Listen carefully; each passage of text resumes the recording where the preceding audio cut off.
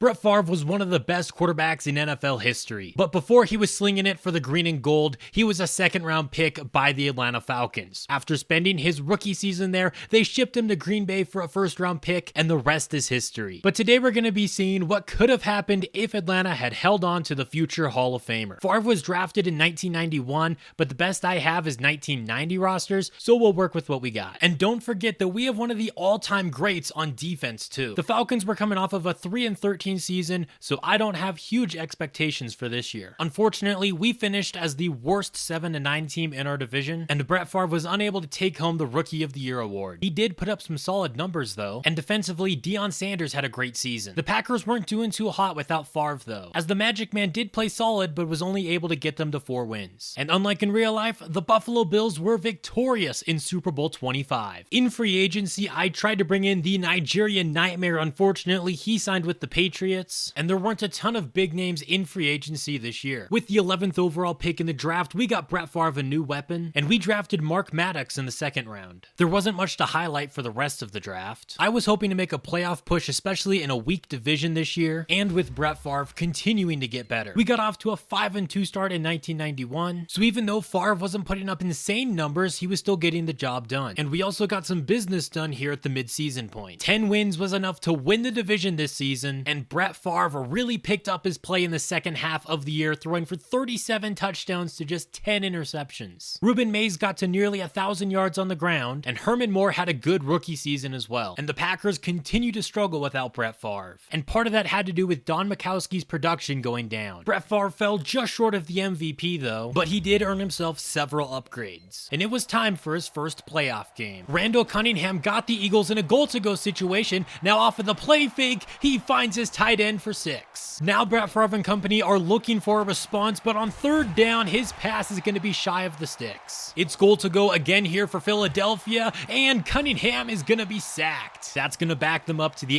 8-yard line now. Cunningham has all day in the pocket to throw this time, and that's going to be just shy of the end zone. It's 3rd and goal now. This Dirty Bird defense looking to get the stop, and they do. And that holds the Eagles to just 3 points. Favre now looking to get the Falcons into the end zone, and that's going to be close. Into the second half of play now, and Favre is looking to throw this one over the middle. It's going to be caught at the goal line. Last time they were down here, they couldn't get it in. Favre over the middle. That's going to be a Falcons touchdown. And here at the beginning of the 4th quarter, we still have our lead. This pass is going to be caught. That's going to be another touchdown for the Dirty Birds. They've got a 10-point lead. Brett Favre to Andre Rison. Where have I heard that before? And we would hold on to our lead, and that sends us to the divisional round. And Brett Favre didn't have a bad performance at all for his first playoff game. But now he's an underdog against Detroit, and we don't want to give them their first playoff win in the modern era. The Lions face a 3rd and 10 here from their own 11-yard line. Their quarterback has all day to throw, dumps it off to Barry Sanders, who gets immediately tackled. Detroit would take a lead with an early field goal, and now we face a 3rd down. Favre over the middle. He's got the conversion and more. Touchdown, Andre Rison. But now in the 4th quarter, it feels like the Lions are starting to run away with it, as the final score would be 37-13. That was a disappointing way to end the year, but the future is looking bright. And finally, here in 1991, John Elway finally got himself a Super Bowl. Free agency was absolutely wild this year, as we were able to bring in both Bruce Smith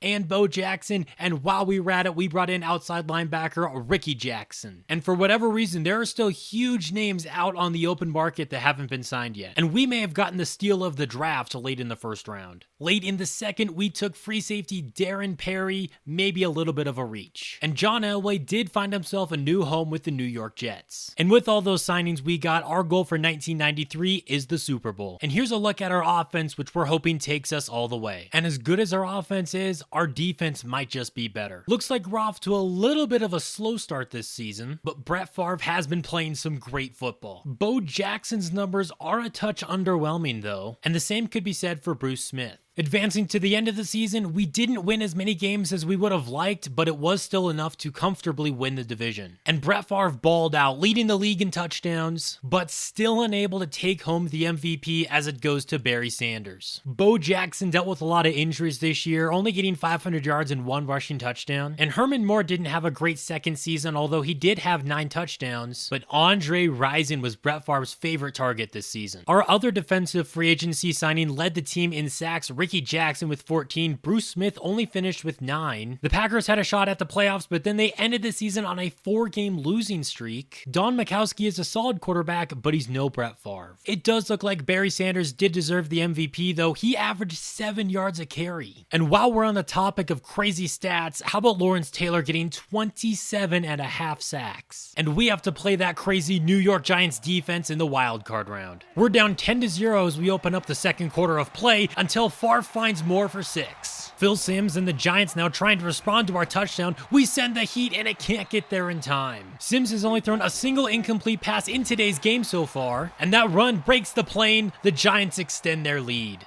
Falcons just get inside of the red zone, but they need a third down conversion here. Favre throws that one out of reach. But we are going to be in field goal range to make this a one-score game. The Giants are playing this real aggressive, 11 seconds left and no timeouts. Simms is going to dump this one off, and he's going to be tackled in bounds. They're not going to score to end the half. Facing a third down on the opening drive near midfield here. Favre rolling to his right. He's going to throw that one on the move. It's going to be caught by Callaway inside of the 10. That sets up goal to go now for the Falcons. Favre to the end zone, and Herman Moore has his second score of the day. Atlanta's cooking inside of the red zone again here late in the third quarter, and Favre's got himself a third touchdown. Under 10 minutes left to go in the game. The Giants going for it on fourth down, and they're not going to get it. Goal to go for Atlanta. If we score one more time, this one is going to be over, and that's going to be all she wrote. Touchdown pass number 4 for Favre. So once again, the Dirty Birds are headed to the divisional round. And once again, we're playing the Detroit Lions. They got out to a quick lead, but we're looking to match it here. Favre throwing that one to the end zone, and Callaway's going to be just shy. So now it's 3rd and goal from the 1. It's a toss play, and we tie the game up. Remember, this is MVP Barry Sanders that we're playing against today. He's going to catch this pass, but he's not going to pick up the first. Favre's got us down in the red zone again, taking a shot to the end zone, and Rison comes down with the jump ball. And with under 2 minutes left to go, we have a chance to extend our lead before the end of the first half, and that's exactly what Andre Rison does there. And things keep going our way now in the second half. Favre firing that one to the left. It's going to be caught by Rison. He's in, and he's got the hat trick. And it says that that's his 4th touchdown of the game. He is having an unbelievable day. The Lions need this 4th down conversion if they want to stay in the game, and they don't get it. So Brett Favre and the Atlanta Falcons pull off a huge upset against 1-seeded Detroit. And as you can see here, Andre was really rising to the occasion. I hate myself. So here we are, 1 game away from our goal this season, the Super Bowl. But standing in our way are a couple of goats. Here they are cooking inside of the red zone. Montana loses the football though. It's going to be recovered by Atlanta. And there's Bruce Smith finally showing up. But we face an early 3rd down at midfield. Favre looking to throw. He's under some pressure. Just gets that pass off, and it's going to be dropped. The defense holds, and now we are faced with another 3rd down. Favre gonna let that fly downfield, and he's gonna be picked off, returning the favor. And now San Francisco looking for a big return off of this. Can we stop the pick 6? Yes, but they're gonna have great field position. Taking over on our 11-yard line. Off of the play fake, Montana's gonna dump that one off for what should have been a short gain. Instead, he's gonna fight his way into the end zone. San Francisco has the early lead. Down by 10 with 40 seconds left to go in the second until we finally get ourselves into the end zone. Now a good chunk of the way through the 3rd quarter, and we face a 3rd down. Favre over the middle completes the pass to his tight end. Goal to go here from the 3. Here's a toss play to the right, trying to get the edge, and he does. The Falcons take the lead. Goal to go again after San Francisco got themselves into the end zone. Favre throws that one on the move, and it's going to be incomplete. Ronnie Lott with a big hit. And San Francisco has had a turnover problem today. They've turned it over 3 times as we nearly get into the end zone. This is a huge 3rd down at the 2-minute warning, and that's going to be a Falcons touchdown. But unfortunately, San Francisco answered, and now they're looking to win the game. We do have all 3 timeouts, so if we can hold them without a 1st down, we'll have a chance. This is a massive 3rd down here. They're going to hand it off and be held short. So now this kick to give them the lead with under 40 seconds left. Favre takes the snap, steps up, launches that one downfield again. It's going to be caught, but inbounds. I don't think we're going to be able to get to the line in time. No. and the Atlanta Falcons fall just short of Super Bowl 27. And all the Niners did was go on to get blown out in the Super Bowl. We didn't have a lot of money to spend in free agency, but ironically, John Elway is now an Indianapolis Colt. With our first round pick, we got ourselves a new left guard, and in the second, we got a good value with tight end Irv Smith. And some may consider this a reach, but we needed a new kicker. But we didn't get too much else after that. We got so close to it last time, so once again, we're shooting for the Super Bowl. And before we get very far into the season, we're going to be re-signing Deion Sanders. And at the end of the year, we finish with the 2 seed in the NFC. And for the 3rd straight year, we're going to be playing the Detroit Lions. Brett Favre continues to put up great numbers, but still falls short as an MVP. This time, he wasn't even in the top 10. Barry Sanders won it again, but Bo Jackson had a heck of a bounce-back season. Andre Rison put together yet another 1,000-yard campaign, and Herman Moore, while not fully living up to the hype, is still having a good career. Bruce Smith and Ricky Jackson combined for 26 sacks, and of course Primetime just doing primetime things. So here we are, a 3rd straight season against the Lions in the playoffs, this time with a rookie Trent Green under center. He launches that downfield, and it's out of bounds. And this is the first time we get to see Bo Jackson in action, and man, he is nice. Maybe if he was healthy last season, we would have beat the 49ers. But we'll never know. All we can focus on is what happens this year as he powers his way into the end zone for a second time. Detroit still has yet to get on the board today as we look to take a 3-score lead. It's not going to happen by getting into the end zone though. So we've got to bring out a rookie Jason Elam who nails that kick. And now inside of 2 minutes, the Lions still have yet to get on the board. Favre with a great pass to the end zone, touchdown Irv Smith. And we completely dominated this game, nearly doubling the Lions score. And the Seahawks did us a favor in the divisional round, allowing us to host the NFC Championship game. We're down by 14 early though, trying to get on the board here.